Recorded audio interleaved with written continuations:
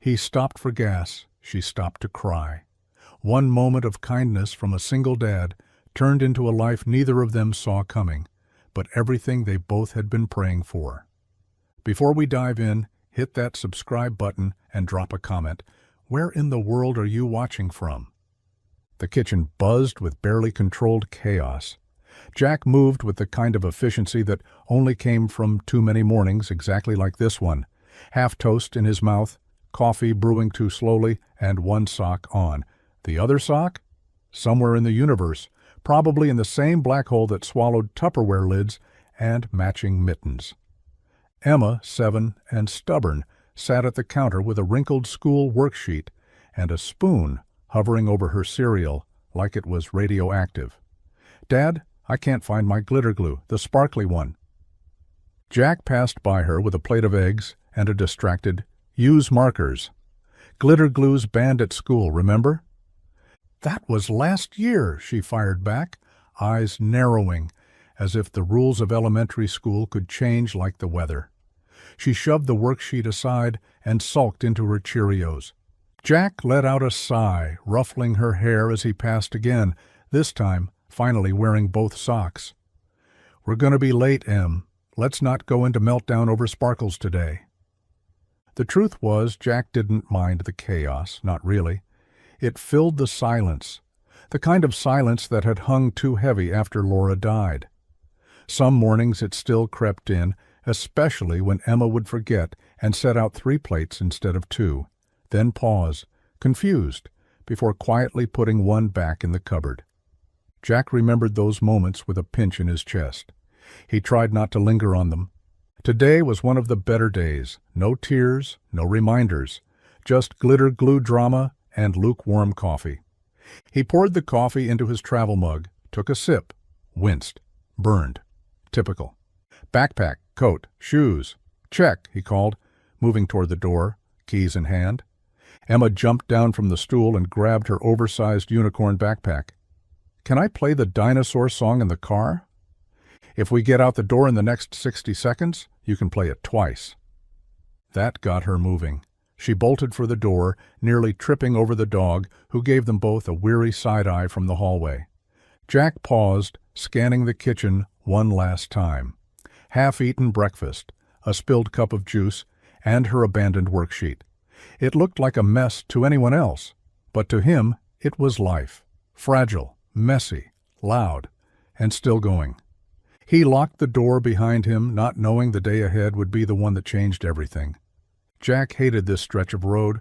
2 lanes, cracked pavement, and not a damn thing around but flat fields and telephone wires. It was the kind of road where silence got too loud. Emma sat in the back, singing softly to her tablet, her mismatched socks peeking out from her car seat straps. They were running late. Again. The gas light blinked orange. Jack cursed under his breath and took the next exit, coasting into the first gas station he saw. It wasn't much, a rusted sign that barely read Shell, 1 lonely pump, and a convenience store that looked like it hadn't seen a fresh coat of paint since Clinton was in office. He pulled up, threw the truck in park, and stepped out. The morning air had that strange spring bite, sunshine without warmth. He swiped his card, watched the pump blink to life, then glanced at his watch. 20 minutes to make it to work if traffic stayed light. It wouldn't.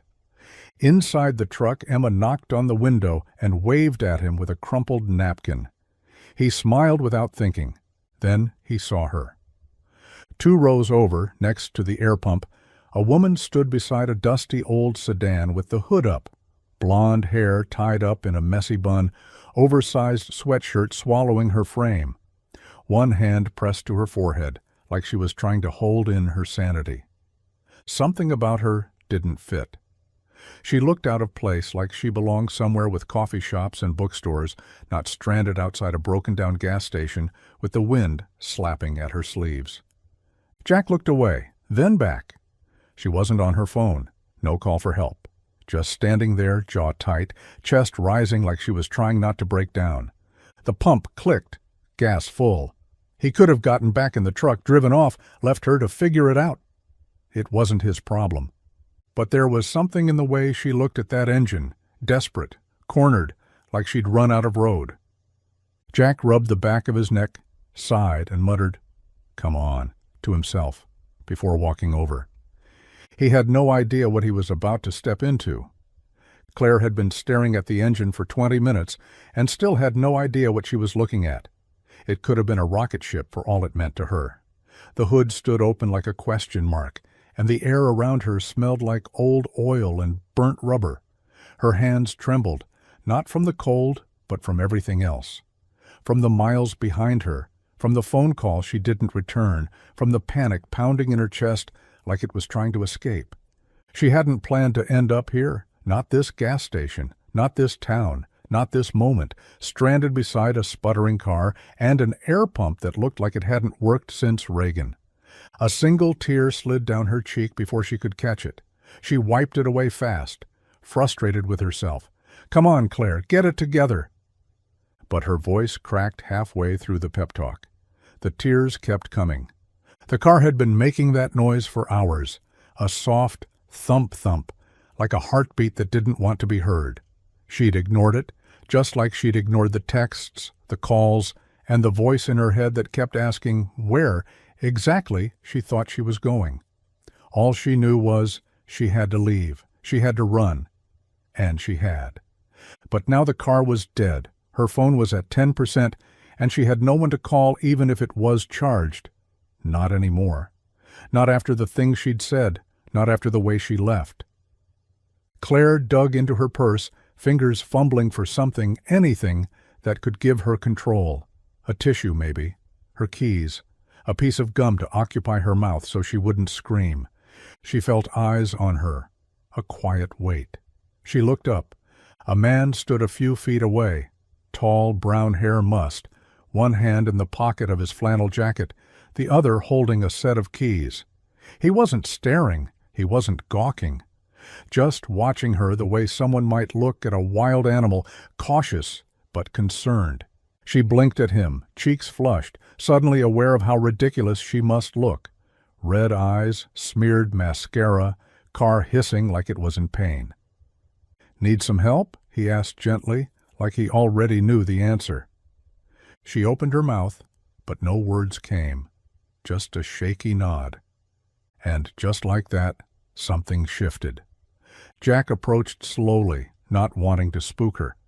There was something raw in the way she stood, hands clenched into the sleeves of her sweatshirt, shoulders pulled up like she was bracing for a blow. She looked like someone who didn't trust much anymore, especially not kindness. He glanced at the tire, flat, nearly off the rim, a small jagged nail still embedded near the edge. The car itself was old, faded blue, and held together by more hope than metal. Definitely not making it anywhere in that condition. "You've got a flat," he said gently, crouching to get a closer look, even though it was obvious. Sometimes naming the thing out loud helped settle the air. "Do you have a spare?"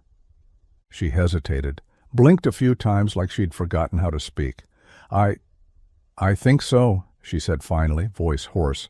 "I don't know how to check." "No problem," Jack replied, keeping his tone light. "Mind if I take a look in the trunk?" There it was again, that pause. A flicker of hesitation behind her eyes, like she was measuring risk. He didn't blame her. A stranger at a gas station offering to poke around her car. It sounded like the beginning of a true crime podcast. But after a long breath, she nodded and fumbled for the keys, handing them over with fingers that barely let go. Jack moved to the back, popped the trunk, and found the spare. Old, dusty, but usable. As he rolled it out, he could feel her watching him, trying to figure him out. He set to work in silence, pulling the jack from his truck and easing the car up. Emma peered from the window of their own vehicle, nose pressed against the glass, eyes wide with curiosity. "I can pay you," the woman said suddenly. Her voice was more solid this time, but there was a crack under the surface, fear disguised as formality. Jack shook his head without looking up. "You don't need to. It's just a tire." She was quiet after that, watching as he worked, her arms wrapped around herself, knuckles white against her sleeves. It wasn't just the car that was broken, and Jack, without quite knowing why, wanted to fix more than just the flat. The spare was on. The old tire, bent and useless, sat beside the curb like a dropped shield. Jack wiped his hands on a rag from his truck, glancing at the woman leaning against her car. She looked better upright, but only just, still pale, still like she might bolt at the wrong word. "Should hold until you get somewhere with a proper garage," he said, offering a tentative smile. "You heading home, or—" Claire looked away toward the road, then up at the open sky like it might have an answer. Her arms stayed crossed over her chest, tight and defensive. "I'm not really heading anywhere," she said softly. Jack waited, not pushing. Silence had a way of coaxing the truth out of people when you let it. "I've just been driving," she said after a pause, voice caught somewhere between shame and exhaustion. "Since yesterday morning, no GPS, no map, just roads, any road that looked like it went far." He nodded slowly, staying quiet. Claire exhaled like she'd been holding her breath for hours. "I needed to leave. I didn't even pack a bag, just grabbed my purse and keys and left." "Left what?" Jack asked gently, but she flinched at the question like it had claws. "Everything," she said quickly. Then, after a beat, "My fiancé, my life, I guess, or what was supposed to be my life." Jack leaned back against the car next to her, close enough to be present but not crowding her space. Emma had gone back to her tablet, oblivious to the emotional minefield 20 feet away. Claire rubbed her temples, eyes glassy. "I kept telling myself it was fine, that I was lucky. He was successful, smart. Everyone said he was a catch. But I was drowning, and no one noticed, not even me. Until yesterday." She laughed once, bitter and small. "I don't even know what I'm looking for. I just knew I couldn't stay there another second." Jack didn't speak right away. He didn't offer cliches or silver linings, just stood beside her in the quiet, let her words settle in the space between them like dust. Sometimes he knew getting lost was the first honest thing a person could do. Jack was about to offer Claire a bottle of water from the truck when he heard the window roll down behind him. "Daddy?" Emma called softly. He turned. She sat perched in her booster seat, knees tucked up to her chest, her chin resting on her folded arms. The tablet lay forgotten beside her, and her eyes, big and round and unfiltered, were fixed on Claire. Jack walked over and leaned through the window. "Yeah, baby?" Emma glanced at Claire, then back at him, whispering now, "Does the lady need a friend too?" Jack froze, heart catching in his throat. He glanced back at Claire, who was now sitting on the curb with her elbows on her knees, staring at the gravel like it held a map she couldn't read. "I think maybe she does," he said quietly. Emma's brow furrowed. "She looks sad like you looked that time in the kitchen when I came in and you were holding Mommy's mug." Jack swallowed hard. He remembered that morning too well. He'd thought Emma was still asleep, had let his guard down for just a second. But nothing got past her. She didn't miss things. She stored them, like puzzle pieces she hadn't figured out where to place yet. "Can I say hi?" she asked. Jack hesitated. Claire wasn't some stray cat they could bring inside and fix with warmth and apple slices. She was a grown woman with bruises you couldn't see and wounds that probably hadn't stopped bleeding yet. But he also knew Emma's heart and how sometimes kindness, coming from a child, cut deeper than anything an adult could offer. "Okay," he said gently, opening the back door. Emma hopped down and walked over, small sneakers crunching softly on the gravel. Claire looked up just as Emma stopped in front of her. "Hi," Emma said, offering the kind of simple smile adults forget how to wear. "I'm Emma. Do you want to be friends? My daddy makes good pancakes, and we have crayons." Claire stared at her, stunned. Then something broke in her face. A crack, then a tremble. Her hand came up, brushing a tear from her cheek. She let out a laugh that sounded more like a breath she'd been holding too long. "Yeah," she said hoarsely. "I think I'd like that." The tire was on, the tools packed up, and the air between them hung heavy with the weight of things unsaid. Jack stood by the truck, arms crossed, watching Claire brush a loose strand of hair behind her ear as she slid behind the wheel. She still looked tired, like someone who'd been walking through a storm, soaked through, but too stubborn to stop. Emma waved from the passenger side, cheerful and unaware of the undercurrent. Claire gave a soft wave back, her smile small and crooked, fragile. Jack cleared his throat. "That tire should hold for a while. There's a garage about 15 miles down Route 6. Honest guy, name's Dave. Tell him Jack sent you. He'll take care of you." Claire nodded, gripping the steering wheel. "Thanks for all of this." He wanted to say something more, something useful or comforting or brave, but everything that came to mind felt either too much or too little. So he just nodded. Claire looked down at the dash, then up again. "I'm not really sure where I'm going after that." Jack let a beat pass. "That's okay. Sometimes not knowing is better than heading the wrong way." It landed. He saw it in her eyes, a flicker of something that might have been gratitude, or maybe grief, or both. She turned the key. The engine stuttered, then caught. Jack stepped back. Claire rolled down the window, resting her arm on the edge. "If you ever, I don't know.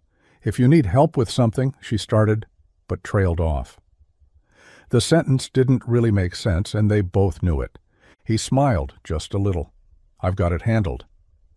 That made her smile too, for real this time. It lasted 2 seconds, then she nodded and pulled away. Jack stood there long after the car disappeared down the road.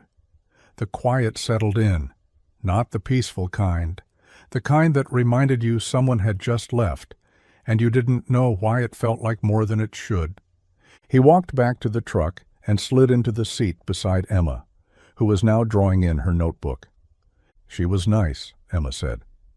Jack didn't answer right away. He just stared out at the road ahead. "Yeah," he said finally. "She was." Jack didn't notice it until he pulled into the hardware store parking lot 10 minutes later. It was wedged at the base of his windshield, just beneath the wiper, small, battered, leather-bound. At first he thought it was Emma's, one of her sketchbooks, but the weight of it in his hands said otherwise. It was heavier somehow, personal.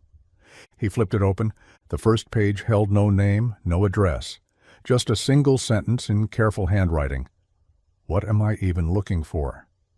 Jack paused, then turned another page. Inside were scribbled notes, half-finished lists, little sketches in the margins, trees, roads, street signs. One page had the word "escape" written over and over again until the ink bled. Another listed places like she was trying to draw a map without a destination. Boone, Crestview, maybe Raleigh, maybe nowhere. He closed the notebook gently, throat tightening. It wasn't just a journal. It was a breadcrumb trail through someone's unraveling. Claire hadn't just been driving, she'd been falling. And this was everything she was trying not to say out loud. He leaned against the side of the truck, the weight of the notebook resting in his hand. Part of him knew he shouldn't have read a word of it. It wasn't his. But another part of him couldn't ignore what it meant. Claire was searching, not for a place, but for permission to stop running, for something safe, or someone.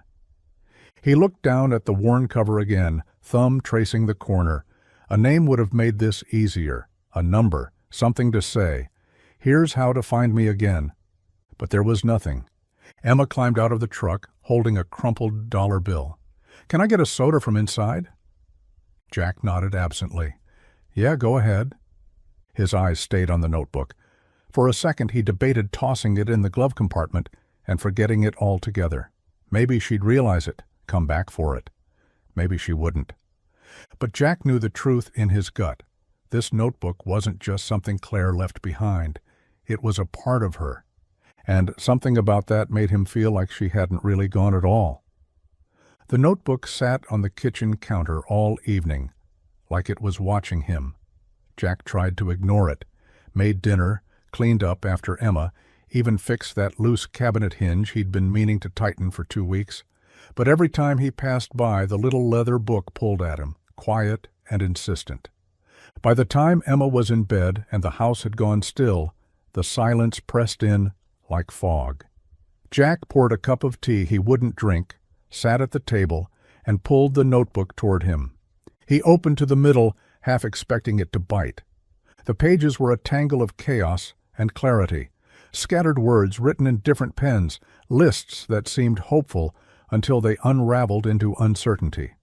One page simply read, "Do not go back," in thick black ink, underlined 3 times. Another held a list titled, "What I Hope to Find." Jack read it slowly, line by line. Peace, a reason to wake up early, a bookstore with a cat, a kitchen that smells like pancakes, someone who listens, not just hears, listens. He paused at that last one. Claire hadn't said much at the gas station, but this was everything she didn't know how to say. He turned another page. There were hand-drawn maps, some almost childlike, others surprisingly detailed. None were labeled with town names, just cryptic titles, the place with red trees, good coffee maybe, too quiet.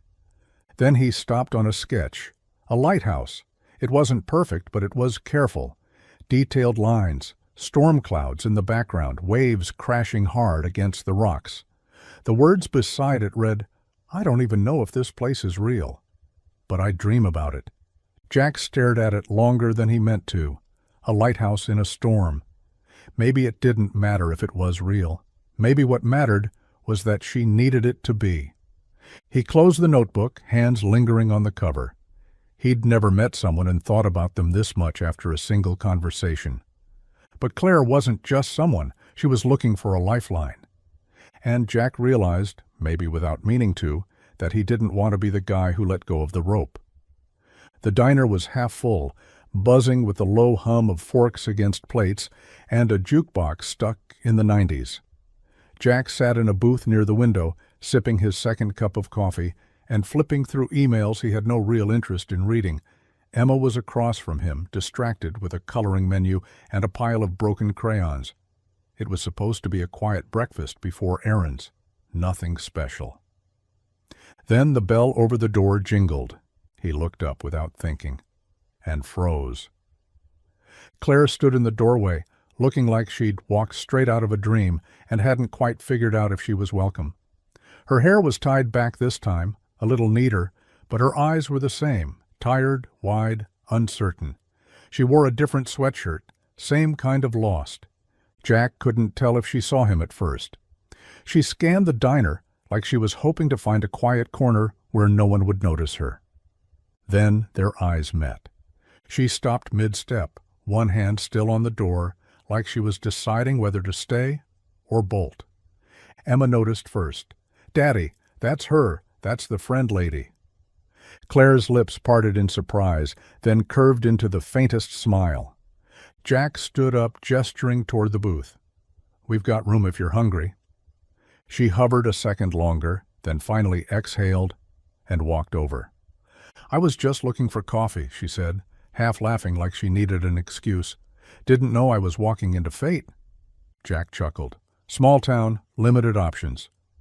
Claire slid into the booth, the space suddenly feeling too full and too quiet all at once. Emma immediately pushed her crayons toward her. "You can color if you want. I'm doing a dinosaur, but it looks like a potato."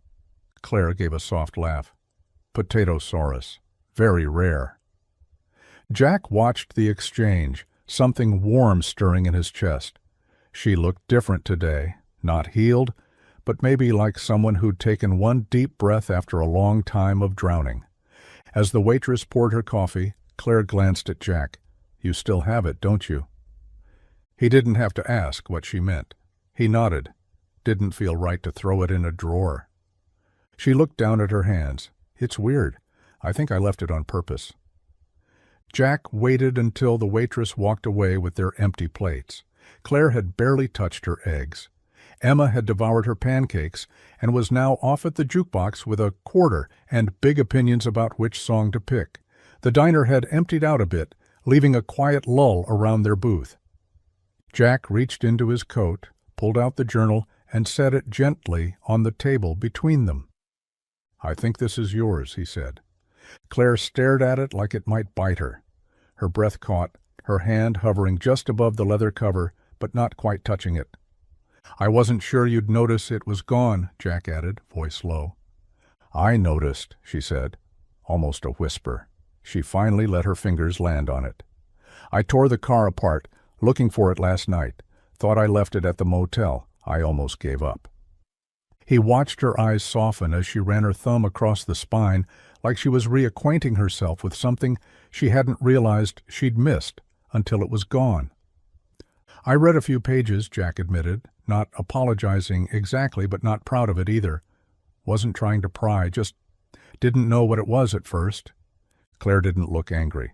If anything, her expression cracked with something deeper. Not betrayal, something closer to relief.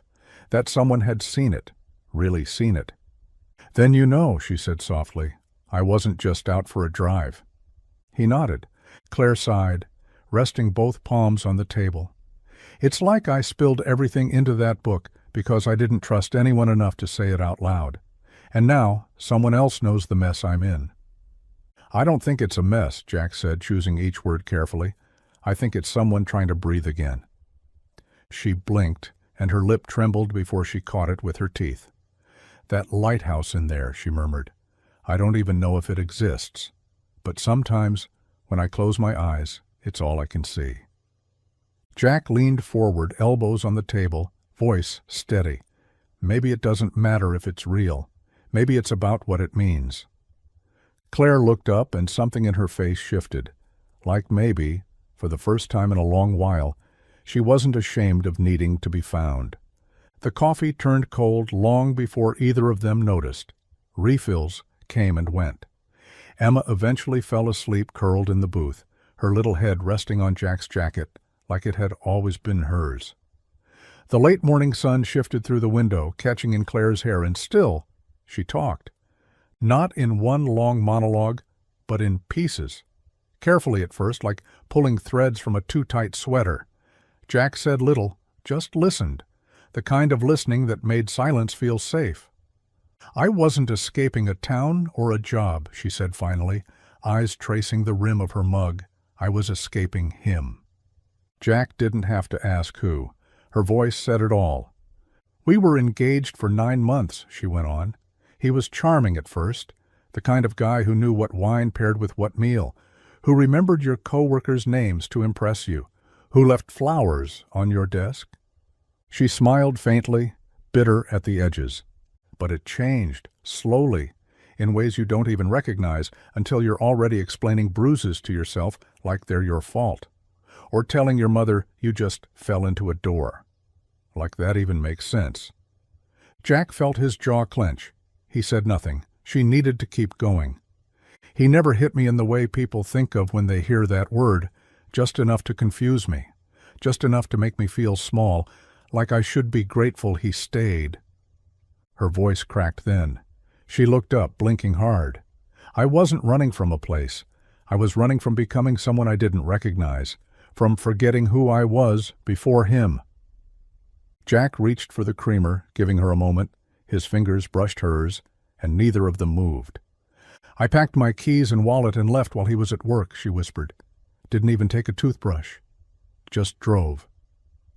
Jack finally spoke. "You were brave." Claire laughed under her breath, the sound hollow. "I didn't feel brave. I felt like a scared little girl with a full tank of gas and no plan." He looked at her, really looked, and said quietly, "Sometimes that's exactly what brave looks like." Jack stared at the condensation trailing down the side of his water glass, his thumb slowly circling the rim. Claire had gone quiet, her story poured out and sitting raw between them. He hadn't meant to say anything. Usually, he didn't. Most people didn't ask. And when they did, they got the short version, clean, edited, palatable. But something about her cracked something open in him, too. "I lost my wife 2 years ago," he said, voice low. Claire's eyes lifted, soft but surprised. "Cancer," he continued, "ovarian. We caught it too late. She was 35. The words tasted familiar and foreign all at once. He hadn't said them out loud in months. "She was quiet but fierce," Jack added, a small smile tugging at the corner of his mouth. Loved thunderstorms and red wine. She hated musicals, but would sing every word of Les Mis if it came on. Claire smiled, a sad kind of smile, and Jack went on. She held it together better than I did, even when her hair fell out, even when she knew what was coming before I let myself believe it.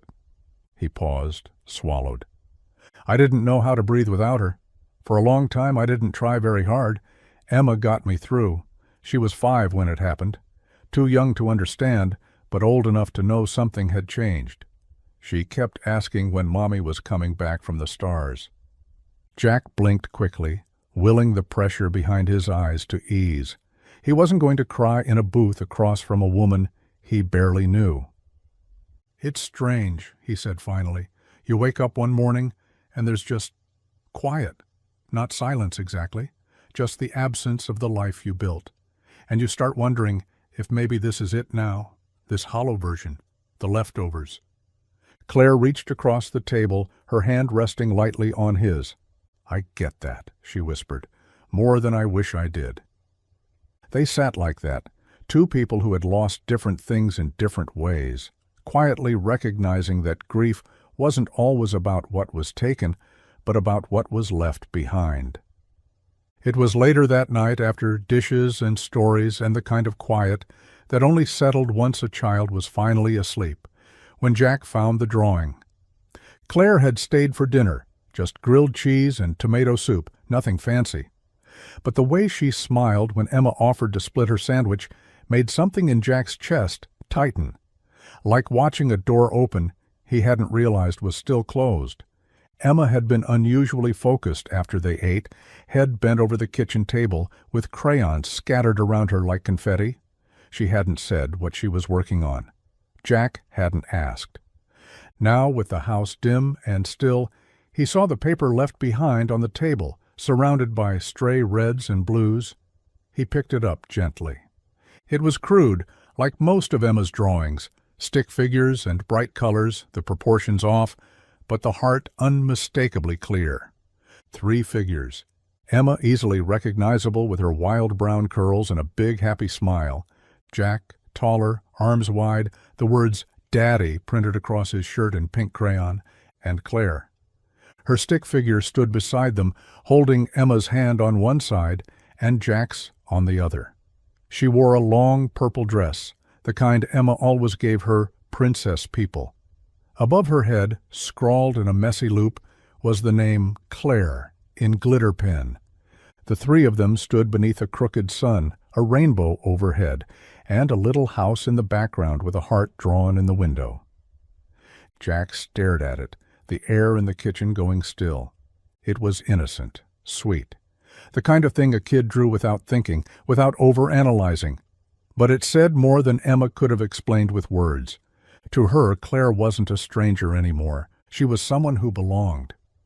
He felt a shift then, deep and unspoken, like something fragile had quietly taken root. And with that came fear, just enough to sting. Because he wasn't sure if Claire would be here tomorrow, if this, whatever this was, had space to grow. But he folded the drawing carefully, like it was something sacred, and tucked it into the drawer beside the fridge, just in case. The screen door groaned on its hinges as Jack pushed it open, holding it back for Claire, who stepped through carrying a toolbox nearly half her size. She was already smudged with dirt, knees streaked, a faint line of sawdust across her cheek, but there was something steady in her movements, focused, determined. I still think you're letting me stay here out of pity, she said, setting the toolbox down on the porch with a soft thud. Jack shook his head, wiping his hands on a rag. I'm letting you stay, because you're the first adult conversation I've had in months who doesn't think I'm a tragedy in jeans. That made her snort. Flannel, actually. He smiled, then handed her a screwdriver. Think you can handle replacing a window latch? Claire nodded, biting her lip with mock seriousness. If I fail, I demand toast and sympathy. The guest house wasn't much, just a 1-bedroom out back that hadn't been used since Jack's brother crashed there during a messy divorce 3 years earlier. But it had heat, plumbing, and a door that locked. And for Claire, it might as well have been a palace. They worked side by side, fixing things that had been broken so long Jack had stopped noticing, peeling paint, a loose step on the porch, that door in the laundry room that never quite shut all the way. Claire didn't complain, not once. She didn't shy away from splinters or rusted nails or the occasional spider. She just worked. And in the quiet hours between repairs, she talked. Not about her past, not yet, but about books she loved, the way she missed thunderstorms, the time she almost got arrested in college for painting murals on abandoned buildings. Jack listened, hammer in hand, and let her voice fill spaces that had echoed for too long. By the end of the day, the latch was fixed, the porch step no longer wobbled, and Claire's laugh had slipped out without her permission. As the sun dipped behind the trees, she stood with him on the porch, watching Emma chase fireflies. "Thanks," she said quietly. "For what?" he asked. "For not asking me to leave." She paused. "And for letting me feel useful again." Jack nodded. "We all need a reason to stay sometimes." The mornings blurred into something close to rhythm, not quite routine. Routine still felt like too strong a word, but there was a flow to things now, a quiet stitching together of moments that felt less like coincidence and more like belonging. Claire was up before Jack most days, already halfway through making coffee by the time he stumbled into the kitchen. She'd hum to herself as she cracked eggs or sorted through Emma's lunchbox, like the sound helped hold her together. Jack never said much in the mornings. He wasn't wired for conversation before caffeine, but her presence had a way of softening the edges of his silence. Emma, of course, had no sense of boundaries. By the end of the first week, she'd declared Claire an official helper, which apparently meant she was required to join in everything: school pickups, snack selection, reading the same book 3 nights in a row until the characters lived in their dreams. Claire didn't resist. If anything, she leaned in more than Jack expected. She memorized Emma's bus schedule, knew which socks made her itchy, which fruit roll-ups she'd trade away at lunch. She fit into the pockets of their life not like a stranger squeezing in, but like someone uncovering a shape that had always been there. One night, Jack walked into the living room to find Claire sitting cross-legged on the floor, Emma curled against her side, both of them locked into a storybook adventure about pirates and talking cats. Emma's voice chimed in to correct Claire's pronunciation of the Pirate Queen's name, and Claire, mock-scolded, bowed her head in defeat. Jack stood in the doorway and watched, heart tightening in a way he hadn't prepared for. It wasn't just Emma who needed this. Claire did too. The laughter, the simplicity, the grace of small, ordinary things. After Emma went to bed, Claire lingered at the sink, washing dishes like it was her own home. Jack dried, silent at first, then said, "You don't have to do all this." Claire shrugged. "I know, but I like it. It feels safe." He met her eyes. "You're allowed to have safe now." And in the stillness between them, it felt true. Maybe, for the first time, for both of them. It crept in slowly, the way most dangerous things do, quiet, patient, disguised as something harmless. Jack first noticed it in the space between sentences. The way Claire would brush a hand through her hair when she was thinking, or how she laughed a second longer when Emma said something ridiculous. It was the kind of noticing that sneaks up on you, the kind that makes you start looking without meaning to. She'd sit on the porch swing some evenings, barefoot, reading from one of Emma's books like it was poetry. And Jack would find himself lingering in the doorway, arms crossed, pretending he was checking the weather or some chore left undone, anything to justify staying close. It wasn't just attraction. It was something deeper, something real. And that's what scared him. He'd been here before, in a different life, with different hands holding his. He knew what love felt like, and he knew what losing it did to a man. That kind of grief wasn't something you just filed away. It etched itself into your bones. So every time his heart beat a little faster when Claire laughed, He forced himself to breathe through it. Every time her hand brushed his when they passed each other in the kitchen, he pulled away too quickly. She was healing, still walking barefoot over broken glass. The last thing she needed was a man who couldn't decide whether he was ready or terrified. One night, they sat on the back steps after putting Emma to bed, watching the stars emerge one by one. Claire had her knees drawn to her chest, sipping tea from the chipped blue mug Jack always forgot to replace. "She asked me today if I was her stepmom," Claire said softly. Jack looked over. "What did you say?" "I told her no," she said. Then, after a beat, "Not yet." The words landed hard in his chest. She didn't look at him, and he didn't answer. He couldn't. The air between them tightened with all the things they weren't saying. Jack wanted to reach for her. He didn't. Instead, he stared out at the sky, heart full, hands still, and let the moment pass. Claire was in the kitchen when the knock came. 3 hard, impatient raps on the front door that didn't match the usual rhythm of delivery drivers or friendly neighbors. Jack was outside with Emma, fixing the broken garden gate. She wiped her hands on a towel, heart skipping for no reason she could name, and pulled open the door. Then her breath left her like a punch. It was him. Derek stood on the porch in his designer coat and polished shoes, completely out of place against the chipped paint and wildflowers by the steps. His hair was too neat, his smile too sharp. He looked exactly the same, and yet somehow more dangerous in the quiet way a memory becomes a warning. "Claire," he said, as if they'd seen each other yesterday, as if she hadn't vanished without a word. "There you are." She stepped back instinctively, one hand gripping the edge of the door. "What are you doing here?" Her voice trembled despite her best effort to keep it strong.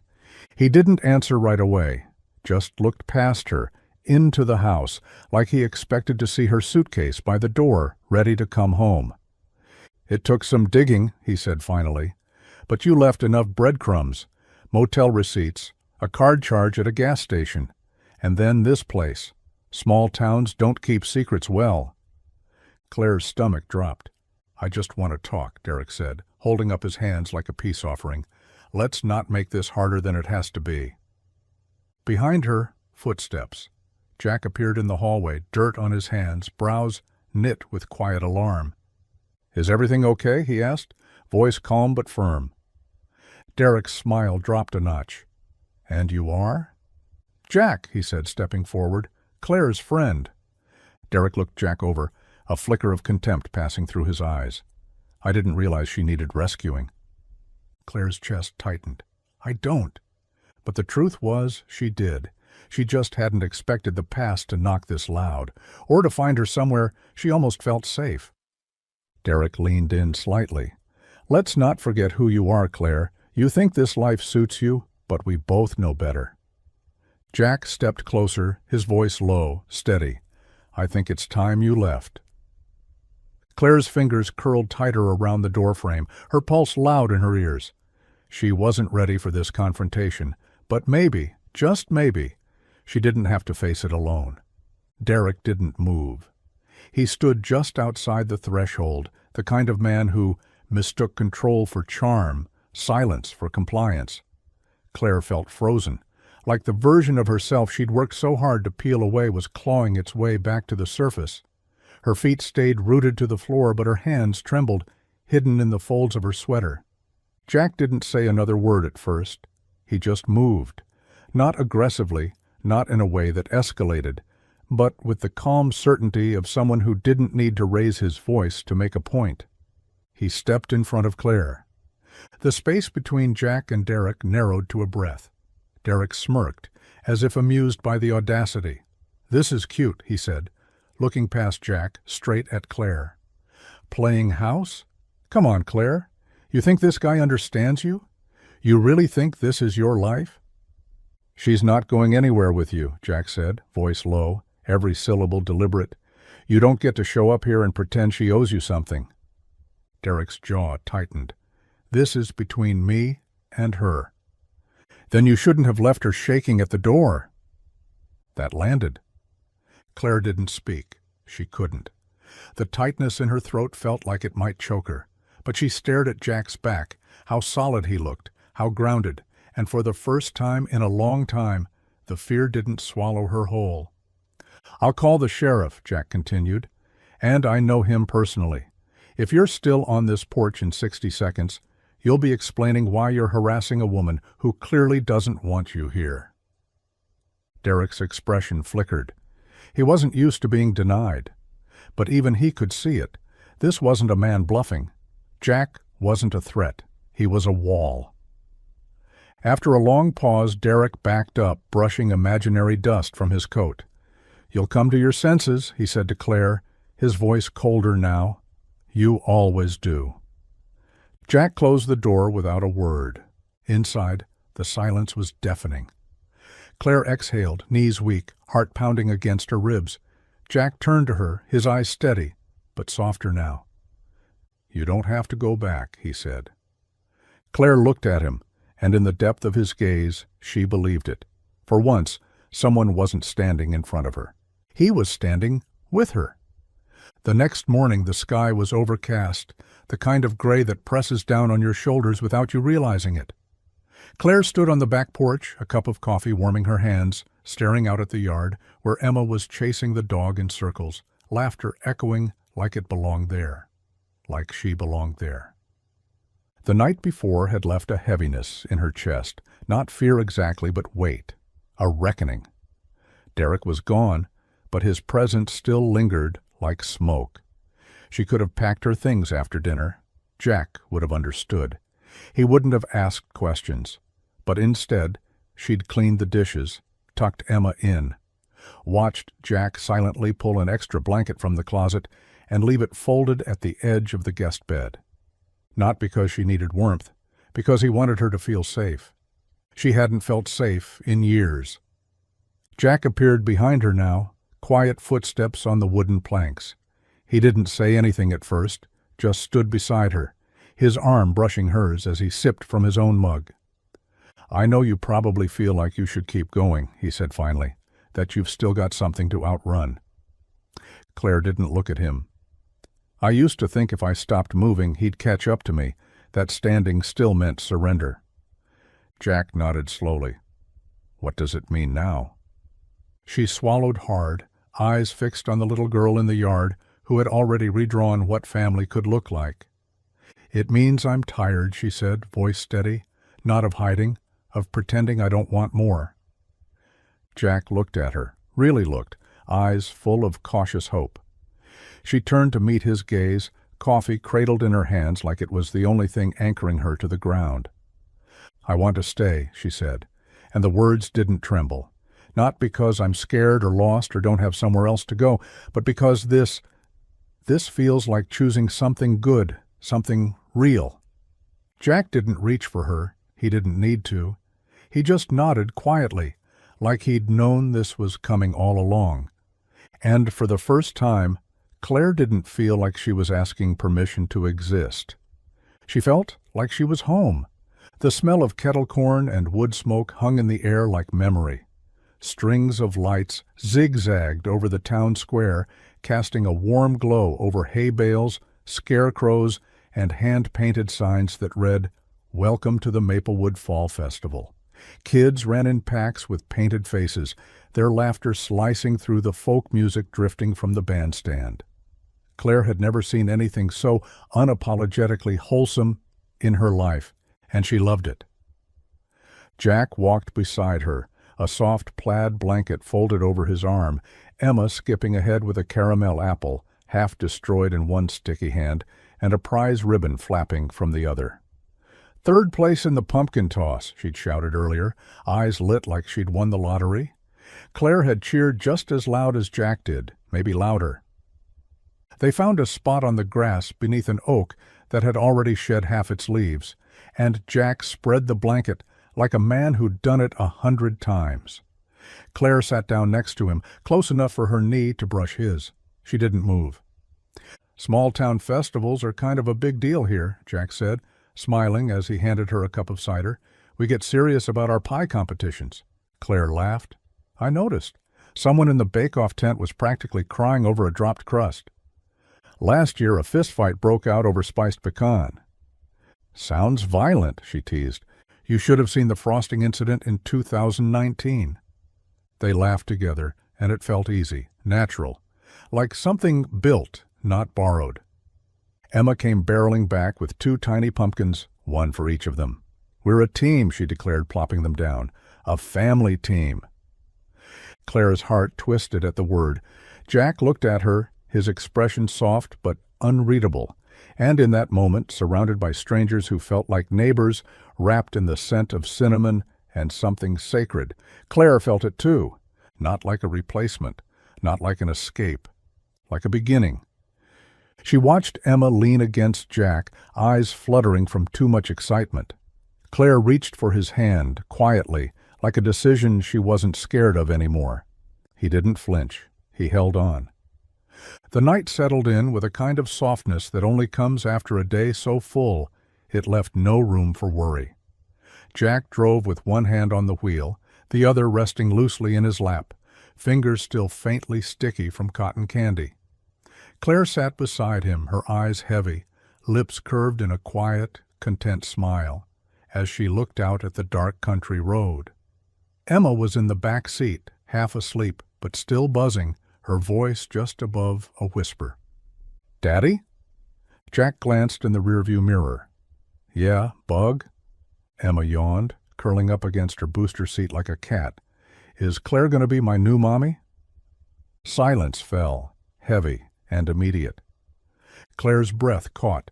Jack's hands tensed on the wheel, and for a full 3 seconds, no one said a word, just the low hum of tires against asphalt and the chorus of late summer crickets. Emma didn't say it like a challenge. She wasn't testing waters.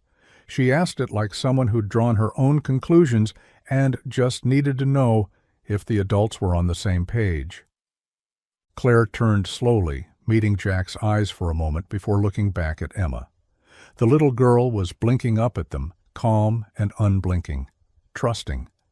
Jack's voice was rough when he finally spoke. "That's a big question, Em." Emma nodded. "I know, but she's here now, and she makes pancakes almost as good as yours." Claire swallowed hard, her throat tight. "Sweetheart," she began, but faltered. How do you answer that? How do you tell a child you're not a replacement, not a promise, but a person just trying to find her way? Jack stepped in. "Claire's really special to us, and we love having her here, but being a mommy, that's something we'd all have to talk about when we're ready." Emma considered this like it was a math problem. "Okay," she said simply, then leaned her head against the window and closed her eyes.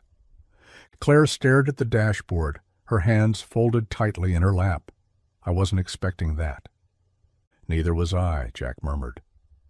But neither of them said they didn't want it, and maybe that said everything. The next morning, the house was too quiet. Claire stood at the sink, her hands submerged in soapy water, but the plates had been cleaned for 10 minutes. She was just standing there, lost. The smell of coffee hung in the air, untouched. Outside, Jack's truck pulled out of the driveway with Emma in the passenger seat, off to school. Claire had waved, smiled even, but the second the taillights disappeared, the weight in her chest came crashing down.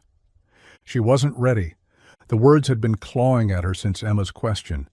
Is she going to be my new mommy? They echoed in her mind like a stone bouncing inside a glass jar, sharp, loud, never quite landing. She wasn't a mother. She wasn't even stable. She had no job, no plan, a broken car in the driveway, and a trail of bruises she still hadn't finished tracing. What if she was pretending? What if this warmth, this home, this man and his daughter, what if it wasn't hers to hold? The fear hit in waves. She dried her hands and walked to the guest house without thinking, started folding her clothes, even though most of them were already in drawers. She zipped her backpack halfway, then unzipped it, pacing like something inside her was trying to escape. Jack had given her nothing but kindness, but that made it worse. He was steady, solid, the kind of man who showed up. She didn't know how to exist in that world without ruining it. And Emma, God, Emma. That child looked at her like she was someone worth becoming. and Claire wasn't sure she could survive failing her. Her fingers shook as she gripped the edge of the dresser, breathing fast. This wasn't like running before. Back then, she'd been in survival mode. Now it felt like sabotage, tearing something down just before it got too good. Because if she stayed, she had something to lose, and losing it would break her in ways Derek never could. Claire sat down on the edge of the bed, eyes burning. She wasn't sure what scared her more, leaving, or daring to believe she could stay. Jack found her in the guest house just after sunset, sitting on the edge of the bed like she was bracing for an earthquake. Her hands were clasped so tightly in her lap that her knuckles had gone white. The room looked like a storm had passed through it, drawers half open, a jacket folded the wrong way, the faint hum of a bag being packed before it was unpacked again. He didn't knock, just opened the door and stood there until she looked up. "I was going to leave," she said, her voice barely audible. "I didn't, but I almost did." Jack stepped inside, quiet, careful. I figured something was wrong. Claire exhaled like she'd been holding her breath all day. "I don't know what I'm doing. One minute I feel like I'm part of something here, like I'm building a life. And the next, I'm terrified it'll all collapse if I lean too hard." Jack sat across from her, not too close. "You're not the only one scared." She looked at him then, really looked, into the eyes of a man who had already lost everything once, who had rebuilt something fragile and was now watching her teeter on the edge of it. "I'm not good at this," she said. "I panic. I overthink. I push people away when I feel something too strong. I don't know how to be a mom or a partner or even a person who belongs in a place like this." Jack didn't flinch. "I'm not asking you to be perfect, Claire." She blinked, stunned by the simplicity of it. "I'm not looking for a replacement, not for Laura, not for some picture-perfect family. I'm just looking for something honest, something real, even if it's messy." He leaned forward, resting his elbows on his knees. "You don't have to be ready. You just have to stay. Not because you feel guilty or because Emma wants you to, but because you want to. That's it." Claire's lips trembled, and for a second she didn't speak. Then, quietly, "I don't know if I can do it right." Jack gave a small, steady smile. "Then we'll figure it out wrong, together." And somehow that felt like enough. The wind off the water was colder than Claire expected, sharp against her cheeks, but she didn't care. Her fingers were tangled with Jack's as they made their way up the winding path, boots crunching over the gravel and sea-worn grass. Emma had stayed behind with a neighbor, content with movies and popcorn, giving them space neither of them had asked for, but both knew they needed. The lighthouse came into view slowly, a white tower against the gray sky, weathered but standing tall, just like in her sketch. She stopped walking. Jack looked over, waiting. "I used to dream about this place," she said, "before I ever saw it. I'd draw it over and over without knowing if it was real." He didn't ask how she'd found it or why it mattered. He just squeezed her hand a little tighter. They kept walking until they reached the edge of the bluff. The lighthouse loomed beside them, its windows fogged and its light, unused now, dark and still. Below, the ocean stretched wide and wild, slamming against the rocks like it was trying to get in. Claire wrapped her arms around herself, eyes on the horizon. "I used to think if I could just get here, wherever here was, I'd be okay," she whispered. "Like I could outrun everything if I had a destination. Some finish line where the pain would stop following me." Jack stood beside her, quiet. "But it doesn't work that way, does it?" she said, voice cracking. "It comes with you, the fear, the memories, even the parts of yourself you wish you could forget." A tear slipped down her cheek. Then another. She didn't wipe them away this time, didn't try to make it look pretty. Jack didn't speak. He didn't pull her in or tell her to be strong. He just stood there, shoulder to shoulder with her, while she cried for everything, what she'd lost, what she'd survived, what she was still afraid to hope for. And then, just as suddenly, she laughed. It wasn't loud or forced. It was raw, broken at the edges, but real. She turned to him, eyes wet, mouth pulled into something halfway between joy and disbelief. "I found it," she said. He raised an eyebrow. "My lighthouse." Jack smiled, wind tossing his hair. "Looks like it found you, too." They sat on the cold stone steps of the lighthouse as dusk began to settle, the sky painted in muted streaks of lavender and gray. The wind had died down, just enough for the world to feel still, not silent, never truly silent with the ocean breathing below them, but still in that sacred kind of way that invites something honest. Claire's shoulder rested lightly against Jack's. Neither of them spoke for a long time. It had never been about grand gestures for her, not anymore. She'd had flowers without apology, rings without meaning, promises that glittered like glass until they shattered. She'd had men love the idea of her, what she looked like on paper, what she could be molded into. But Jack? Jack had loved her gently, patiently, without asking her to be anyone but the trembling, rebuilding version of herself. "I used to think love had to be loud," Claire said softly, watching the last stretch of sun vanish into the sea. "That if it wasn't wild and all-consuming, it wasn't real." Jack didn't answer, not right away, just let her speak. "But this," she continued, "whatever this is, it's different, it's quiet, it doesn't pull me apart, it makes me feel like I can breathe." Jack turned to look at her. The light from the tower flicked on, casting a gentle glow across his face. He wasn't smiling, but his expression was full, soft, open, vulnerable in a way she hadn't seen before. "I love you, Claire," he said. No tremble, no hesitation, just those 4 words, like they'd lived in his chest for a while now, and finally found the air they needed. Her breath caught. He didn't fill the silence after. He let her have it. Let her hold the weight of his truth without expectation. Claire reached for his hand, threading her fingers through his. "I love you too," she whispered, "not because I need you to fix me, but because you don't try to." And there, under the lighthouse light, 2 people who had both been broken, different shapes, different scars, finally fit. Not perfectly, but fully. And that was enough. The "For Lease" sign in the dusty window had been there so long, the letters had started to fade.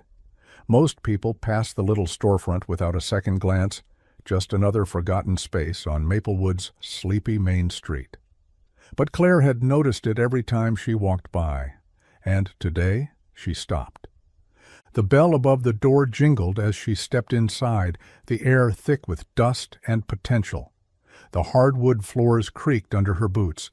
The walls, cracked in places, still held the faint outlines of old shelves. It smelled like old paper and stale coffee, but to her it smelled like beginning. She stood in the center of the room and closed her eyes.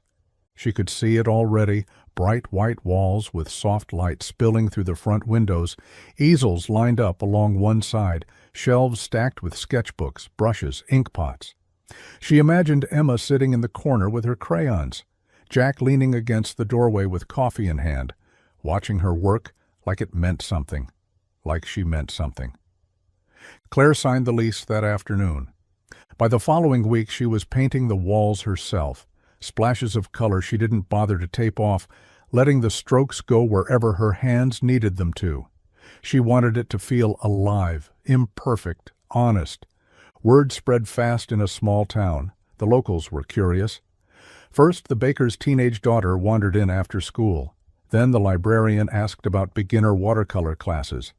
Before long, Claire had a calendar full of names she didn't know yet, but wanted to. Jack helped hang the sign out front. North Light Studio. "Why North Light?" he asked as he tightened the last screw.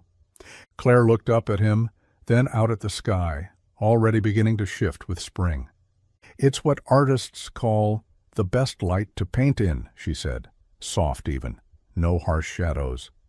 He nodded, understanding more than the words. She reached for his hand. "It's also the direction I was heading when everything started to make sense." And this time she wasn't passing through. She wasn't running, wasn't searching. She had unpacked. She was staying. The dining table was covered in glue sticks, construction paper, and a chaos of colored markers. Claire sat with her elbows on the edge, watching as Emma carefully pressed down a cutout leaf with her little fingers, tongue poking out in concentration. Jack leaned against the doorway, arms crossed, sipping coffee and quietly admiring the storm of creativity overtaking his house. "Okay," Emma said, holding up the page. "This is the last one." She reached for the glue and stuck a final paper leaf to the base of the tree, a big lopsided oak she had drawn in bold green crayon. Names were scrawled in each branch: Grandma Lucy, Uncle Ben, even Mommy Laura, whom Claire had helped her write, in soft cursive. Claire hadn't known how much to help, where to step in, but Emma had done it all without hesitation. Everyone had a place. At the very bottom, the trunk split into 3 smiling stick figures, each one with a name scribbled above it: Jack, Dad; Emma, me. And then, in slightly smaller handwriting, but the same bright red marker, Claire. No label, no footnote. Just Claire, part of the root. She stared at it, something tightening in her chest. Not from pain, but from the unmistakable feeling of being seen. Included. Chosen. Emma slid the paper across the table, proud. "My teacher said we could do any kind of family tree. Doesn't have to be just blood stuff. So I did the real one." Jack moved behind Claire and rested a hand lightly on her shoulder. She looked up at him, then back down at the paper. "You even gave me eyelashes," she said, trying to keep her voice light, though it cracked at the end. Emma grinned. "Because you're the prettiest." Claire laughed through the ache in her throat. Jack's fingers squeezed gently on her shoulder. For so long, family had been a word Claire tiptoed around, a word that meant obligation, or pain, or pretending. But here, in marker and glue, it was simple. Not perfect, not planned, just real. Family, as it turned out, was something you could grow into, even if your roots started somewhere else.